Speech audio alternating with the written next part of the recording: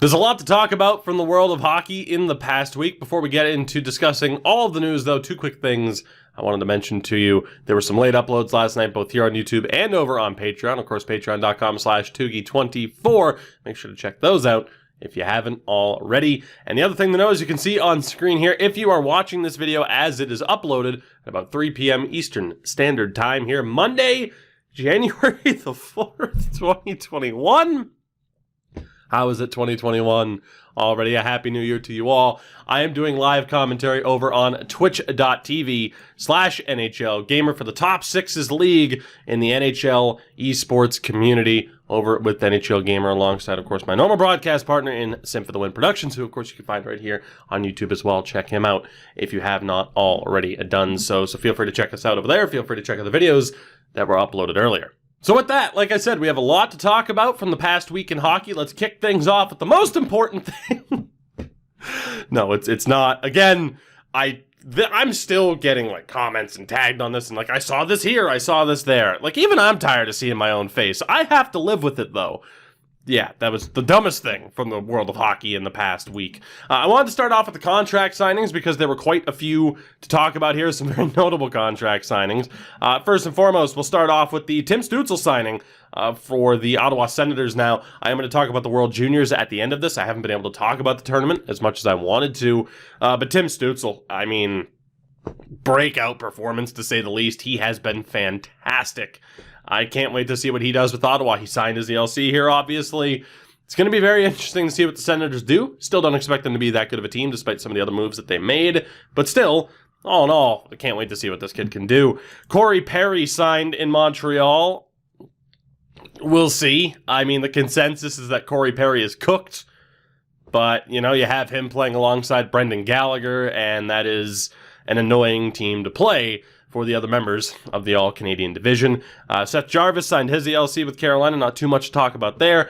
Andreas Athanasiou goes to the LA Kings for about $1.2 million. Actually, in fact, $1.2 million. And with him, I mean, again, the game plan is pretty simple. He's fast, and he shoots a lot and from everywhere. But for that Kings team, you're going to have a lot of younger players in the lineup. It's a great chance for him to prove that, you know, he's still a valuable asset to an NHL team. Obviously, going from Detroit, the Edmonton trade didn't really work out because you barely got to play. It might be his last chance here to prove that, you know, his style is conducive to the NHL. Otherwise, we could see him over in the KHL or another European league sooner rather than later. Ethan Bear signs a steal of a contract with Edmonton. 2 years, $2 million per. Really like that deal. Excited to see what he can do because obviously for the Oilers, Oscar Klefbom going to be out for the entire year. So you're really going to be relying upon some of those younger defensemen in Edmonton. Ridley Gregg signed in Ottawa as well, Jamieson Reese. And then, of course, the big move, Zdeno Chara. Zdeno Chara goes to Washington. I'm not going to talk about it a lot here. Of course, I uploaded a video earlier last week talking about the move, my thoughts on it, my thoughts on him, what this means for the Bruins, what this means for the Caps. Crazy. Crazy, crazy, crazy. Still doesn't feel real. And of course, the news was out there that there was a very good chance that Chara was going to go to Montreal had it not been for COVID. Loved everything about the team, but didn't want to have to leave his family because obviously you're in one of those Canadian divisions. You're not exactly coming over to the States for half the year. So, man, I'm not going to sit here and be like, hey, thank God for COVID. Like, no, obviously, like, man, I obviously, the easy trade to make. Chara to Montreal, get rid of COVID. I'll fucking drive Chara to Montreal myself. That's what that means. But obviously, it's going to be very, very weird to not see him in a Bruins uniform after 14 years. Still waiting to see who the captain of the Bruins is going to be. It's going to be Patrice Bergeron. Derek Brassard went to Arizona. I mean, why not give him a shot? I mean, you talk about someone who might be cooked. You know, Derek Brassard kind of started off as more of a skill guy, but you look at some of his numbers, and he might be better suited in like a fourth-line physical role at this stage. Who knows what Arizona has with him. Vince Dunn re-signs a very cheap deal with St. Louis. Really like that deal for them. Of course, we'll be talking about the Blues a little bit more here in a second. PLD signs with Columbus 2 years at $5 million, yet the trade rumors persist. The day that he signed, the rumors were out 2 hours before, like, oh, he's looking for a trade. He still ends up signing. We do not know if PLD will be long for the Columbus Blue Jackets organization. And the question is, what is the issue? Is it just not liking the surroundings? Is it John Tortorella? It's tough to say. But, for the Blue Jackets, you look at Jarmo Kekalainen choosing PLD over Jesse Puljujärvi, which was absolutely the right choice. But now you have this situation where he's 22 years old and he wants out. Very intrigued to see what happens with the Blue Jackets there. A couple other recent draft picks, Connor Zary and Lucas Cormier signed. John Marino gets a big boy deal from the Penguins. A big boy deal. Now, he deserves it. He was incredible last season. Absolutely incredible. But now you look at the cap space here for the Penguins. It's $1.3 million. They do have everybody signed. They still have the option to get Aston Reese off of IR and to be able to afford him. So, their roster is set. But one season, and you are absolutely banking on John Marino and that extension coming up here after the end of this season. I'll be intrigued to see if it works out. And obviously, it kind of screams that certain people are going to be leaving this team. Obviously, you have a big retained salary for Nick Bjugstad that'll be off the books soon. You just bought out Jack Johnson. Jim Rutherford in Pittsburgh, man. Never boring. Never boring. And Dylan Strome re-signs in Chicago, 2 years at $3 million. Good pickup for them. Just a pure offensive player, though, but Chicago's going to need all the offense that they can get, which, I was going to talk about the one trade, but that'll bring us into talking about the Blackhawks here. Jonathan Toews not going to be available at the start of the season. Might miss the entire season. We have no idea. That is a gigantic loss for them. On top of the fact that Kirby Dach, of course, got injured. He's going to be out for basically the entire season, which, again, is just devastating. I feel so bad for Kirby Dach and this, just poorly timed injury, essentially in an exhibition game before the World Juniors actually even started. It's a very rough spot to be in right now for the Chicago Blackhawks because, again, you look at this roster and, let's actually look at the depth chart overall and what Cap Friendly has as the depth chart. Kubalik, Strome, and Kane as a top line is pretty good. DeBrincat recently signed Carl Soderberg and Andrew Shaw. Janmark, Walmart, Carpenter, Smith, Kampf, and Highmore. Again, this is a team that did very well in the play-in round. Wouldn't have made the playoffs otherwise last season. But yeah, it's concerning. Duncan Keith is obviously on the way down. Adam Boqvist looked really good last year, though. Calvin DeHaan and Connor Murphy are two of the most underrated defensemen in the league, in my opinion, especially DeHaan when he's healthy. Zadorov is Zadorov. Ian Mitchell looking to make the squad. It's going to be a bad year for Chicago. How could it not be? You look at the injuries right now. You look at the goaltending, no offense, but you look at the goaltending. It's going to be a really rough year in Chicago to begin with, and then you add in the Toews and Dach injuries, and it's just brutal. Going back to the one trade, of course, that I wanted to talk about. I mentioned Ottawa making the deals. Of course, Derek Stepan was the week before last, but the very next day, they sent Marian Gaborik and Anders Nilsson to Tampa for Braden Coburn, Cedric Paquette, and a second. So I mentioned in the video last week, I really didn't agree with them giving up a second-round pick to take on Derek Stepan, even if it's like, oh, well, we had to hit the cap floor. Like, look, I know it's not a video game. You're not just going to throw a random free agent $6 million, but Jesus, don't give up assets, Ottawa. Like, I'm sorry, Derek Stepan's not going to push you into that next level where it's like, hey, we might be a playoff team, nor is anything that you got here. At least you got the second-round pick back, but I feel like you could have picked up somebody that offers what Derek Stepan offers in terms of play, leadership, the cap hit, for a hell of a lot less than a second-round pick. That's just me, though. Again, they get a second-rounder back. Coburn and Paquette are both useful players, but again, it's not going to get them anywhere. For Tampa, though, obviously it's a gigantic W. Marian Gaborik, Anders Nilsson, both on LTIR. Gaborik is for sure done. Anders Nilsson probably done due to concussion issues. So this helps make Tampa cap compliant, which obviously is just a gigantic win for them. And here, we'll actually take a look at the squads here. Like I said, for Ottawa, you look at this depth chart now. Yes, you signed Evgeny Dodonov. Yes, Tim Stutzel's probably going to be joining the team. You add Cedric Paquette, Alex Galchenyuk. It's not a playoff team. It maybe if it wasn't for the All-Canadian division, but you look at this roster. Is there a team in the All-Canadian division that's worse than this? I don't think so. I still think they're better than they were last year, for sure.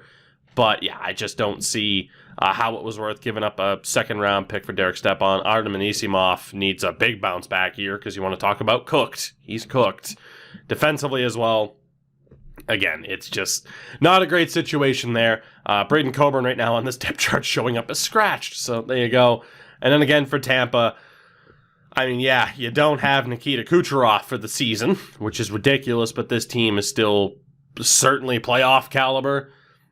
They might even be able to win without him. It's pretty ridiculous. St. Louis Blues signed Mike Hoffman to a PTO. Of course, he will eventually be signed to an actual contract. Pretty much just waiting for the Alex Steen to LTIR move to be official. We already know he's retired, but it's due to injuries, so they'll be able to put him on LTIR. Of course, Tarasenko is also going to miss time because, of course, he is. At least I think he is. There might be another update on that I'm missing. But you look at the depth chart here right now. Obviously, they have him pegged in next to Ryan O'Reilly and David Perron. That is one hell of a top line. Hoffman, pure offense, mainly a power play merchant, but there's no denying if you're going to be missing Vladimir Tarasenko, getting somebody like him to fill in, to fill in the gap and take that time, you could certainly do worse. I don't hate this roster. I mean, again, Petro leaves, but you get Torrey Krug. Hurts me every time I see it. It's still a really good team. A really, really good team. And the Blues should absolutely be a playoff team this year. Speaking of PTOs, Travis Hamonic is going to Vancouver, which, when we take a look at their depth chart here, I don't like a lot of their forward depth. I got to be honest, that top line's amazing, especially if Brock Besser can stay healthy. But Tanner Pearson, I mean, I know he put up 45 points, but you look at some of the other numbers, and it's just, it doesn't paint the best picture. But hey, if he continues to put up points, what are you going to do? But, I mean, again, you're looking at overpaying Louis Eriksson, overpaying Anton Roussel, overpaying Brandon Sutter, overpaying Jay Beagle. Jake Virtanen's making 2.5 now. I mean, sure, you improved defensively picking up Nate Schmidt for pennies on the dollar, but all in all, I mean, are they the best team in the All-Canadian division? I'm going to say no. I don't know if I trust Braden Holtby, and we'll see if Olli Juolevi can maintain that spot over Travis Hamonic. I mean, that's the big thing. You have to play Schmidt, you have to play Tyler Myers with that ridiculous contract, so it comes down to, can Olli Juolevi secure that starting spot in the top 6? Over somebody like Travis Hamonic. We'll find out. But otherwise, I mean, even if it's a depth option, I mean, Travis Hamonic gets what he wants. He's in Western Canada, so there you go. Mark Letestu retired. Not the most notable player in the world, I'd say, but for the teams that he played for, obviously it comes down to incredibly useful player, responsible two-way, great penalty killer. Won't make the Hall of Fame. Probably won't even make the Hall of Very Good, but a very solid player. And his career is pretty much the best thing you can say about him. And, again, a respectable career in the NHL isn't something a lot of people get. Speaking of respectable careers, Ryan Callahan also retires due to injury. Again, won't make the Hall of Fame. You could argue the Hall of Very Good at certain points. I mean, what is that? I believe a career high of 54 points, if I'm not mistaken, which, is okay. Big part of those Rangers teams in the early half of the past decade that were rather competitive. Kind of a shame, of course, to see anybody's career end due to injury, but all things considered, not really a surprise. And a tip of the hat to one Ryan Callahan. Then we get to the part of the video where people are like, oh, don't talk about politics. But when it comes to what are essentially bailouts money-wise, it's not a very good look for the Pittsburgh Penguins to be the only pro sports team to essentially take a crap load of money. Now, the argument is, does it come down to, well, people would have been fired otherwise? The Florida Panthers didn't take this. The Arizona Coyotes didn't take this. Someone who's viewed as money hungry and doesn't give a shit, and like Jeremy Jacobs, didn't take these loans. But the Pittsburgh Penguins did. It's just not a good look, and I feel like most Penguins fans can probably acknowledge that it's not a very good look for them. But hey, what do you care? You got Stanley Cup ears, plug in your rings, I guess. Or plug in your ears, the rings, plug in your ears, Patrick Waugh comment. But yeah, Pittsburgh, I don't know. That's just a horrible look. I just refuse to believe. Like, it's kind of like the Tom Brady thing where, his company or whatever also took these loans. It's like, okay, Tom. Okay, look, just because you left Tampa just because you left for Tampa doesn't mean I'm going to hate you. I still love Tom Brady. But doing something like that makes it, kind of difficult to be like, yeah, I still love Tom Brady. It's just not a good look. It's just not a good look. Speaking of not a good look, the New York Islanders not even inviting Joshua Ho-Sang to camp. I don't get it. I don't get it. You sent him through waivers, nobody claimed him, you still qualified him. Let the fucking guy go. Please. Let him go. If no other team's going to claim him, let him go overseas. I want to see Josh Hosang in the KHL. I want to see what the hell this guy can do. I mean, I'm sorry, but it's difficult to read this any other way than just the Islanders are almost keeping him goddamn hostage at this point. It's like, really, we're going to qualify Josh Hosang because we desperately need him in Bridgeport. Do you? I don't know. It's also not a good look for a different reason. I want to see what Josh Hosang can do, but hey, what are you going to do? Another player that is requesting a trade apparently is Jack Roslovic out of Winnipeg. Good luck with that in terms of kind of getting the move that you want. Brian Little, obviously his career is pretty much done in Winnipeg. You have someone like Roslovic who wasn't really able to grab the brass ring and prove that, like, hey, that should be my spot on the second line. We'll see what the hell happens there. I mean, it is concerning for Winnipeg, though, that you have another player who's requesting a trade. Obviously, I think we all kind of knew that, where it's like, oh, if you're the Winnipeg Jets, you're going to have a very hard time getting people to come play in Winnipeg due to the kind of the reputation, of course, that the city has, the location it's in, the weather, kind of similar issues, but different issues. Like, obviously, you look at the Canadian teams, it's like, oh, do you want to go to Toronto? No, the media. Oh, do you want to go to Montreal? No, the taxes. It's seemingly always something. Do you want to go to Ottawa? No, Eugene's there. There always seems to be something here for Canadian teams as to why players just don't want to be there. At least certain players don't want to be there. The NHL planning 2 outdoor games at Lake Tahoe for this upcoming season, which again, I will have videos out doing my full season predictions very soon. It'll be nice, obviously. Again, it's the 4th of January. We didn't get a Winter Classic this year for obvious reasons. It'll still be cool to have outdoor games, especially at a location like that. Jared Spurgeon was named captain of the Minnesota Wild with Mikko Koivu leaving, which is still very bizarre. Mikko Koivu, here you go. You ready?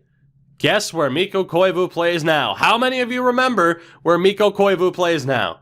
3, 2, 1, Columbus.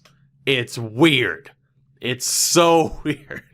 But yeah, good on Jared Spurgeon to be the captain. One hell of a defenseman, one hell of a player. Kind of surprised it wasn't Ryan Suter, but really does, or Zach Parise, but it really does go to show that, like, okay, we're looking at the future. Jared Spurgeon's our guy here for the next couple of years. And then we get to the World Juniors, which, again, I haven't been able to talk about much. You look at those preliminary rounds. Obviously, the Canadian and U.S. teams did what they, we knew what they were going to do. Really, I don't think it's a surprise. From Group B, you see the U.S., Russia, and Sweden go through, even though Sweden didn't exactly do as well as they normally would have.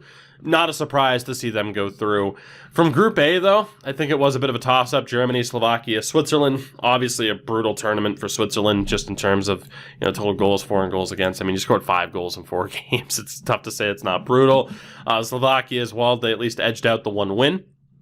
But yeah, kind of unsurprising at that point. It's like, okay, Canada and Finland's going to make it through, but who else is going to make it? And again, for Germany, Tim Stützle was fantastic. And again, for Group B, poor Austria. The worst thing is where it's like, well, we're getting shelled, but our goalie doesn't look completely awful. Well, that's the best thing you have to say about your particular tournament. It's a rough go. And then, of course, here, Canada beat the Czechs, not surprising. Russia beat Germany, not surprising. The U.S. kicked the shit out of Slovakia, not surprising. Slovakia made it at least interesting at one point. And then Finland were able to beat Sweden. So a pretty disappointing tournament for Sweden, all things considered. Now we move, of course, into the Final Four. Canada and Russia takes place today. I believe the U.S. and U.S. and Finland does as well today. So make sure to check out those games. The prediction, it's tough to see anything other than the Canada-U.S. final, isn't it, at this point? Obviously, unless you're a fan of Russia or Finland, that's not what you want, but I think that's what everyone else wants, to see these two juggernauts go head-to-head one more time. But it's tough to say like Russia or Finland wouldn't be worthy of playing in the gold medal game. So I'm very excited for these games later on tonight. Hopefully I actually get to watch them live. But yeah, it's been an interesting World Juniors so far. And all things considered, the games I've been able to catch, pretty happy with the product that we've seen on ice. It's been great. And obviously, the World Juniors playing a different kind of role this year. It's almost essentially the bridge between the dead period in terms of NHL news to bringing us to the beginning of the season, which again, very, very soon, just over a week and a half until the NHL season begins. That is absolutely ridiculous. So we're going to have prediction videos out very, very soon.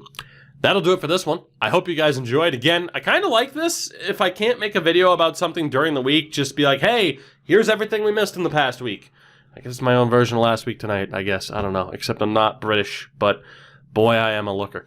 Anyway, again, if you're watching this video, hey, we're probably still live on twitch.tv/NHLGamer. Of course, I love you guys. Happy New Year once more to all of you. I will see you all very, very soon. If there's anything I missed talking about, let me know in the comments below. Until next time, have a good one. Take it easy. Stay safe. And go America. I almost said go Canada.